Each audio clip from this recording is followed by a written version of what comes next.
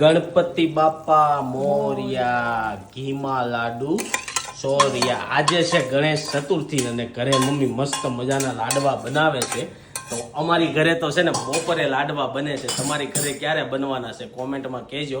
જો પાક મસ્ત મજાનો આવી ગયો છે. હવે આના લાડુ વાળવાના છે અને મમ્મી લાડુ વાળશે. મમ્મી તમને યાદ છે નાના હતા ને તે લાડવા બનાવતા ને તેમાં રૂપિયો ને એવું નાખતા, ખબર છે? હજી નાખવી છે. તો આપણે લાસ્ટમાં જોવું કે આની અંદરથી રૂપિયો કોને નીકળે છે. પણ કારક પહેલા દિવસે રૂપિયો નીકળી જાય, કારક બીજા દિવસે નીકળે. લાડવા થોડાક અમે વધારે બનાવીને એટલે એવું થાય. અને કહેવાય જે ભાગશાળી હોય ને રૂપિયો નીકળે. તો પેલા લાડવા બનાવી નાખવી અને પછી આપણે ગણપતિ દાદાને છે ને જારવાના છે.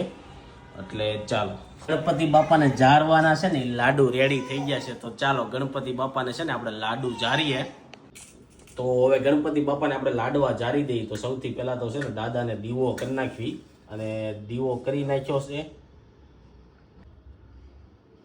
તો જો દાદાને દીવો કરી નાખ્યો છે ને હું રિસીવ છે ને દાદાને લાડવા જારવા માટે બેસી ગયા છીએ. અને દાદાને પ્રાર્થના કરી બધાને સુખ સમૃદ્ધિ શાંતિ આપે.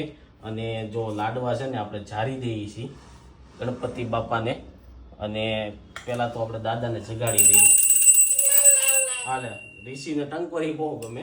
તો ચાલો હવે લાડવા છે ને જારી દઈએ.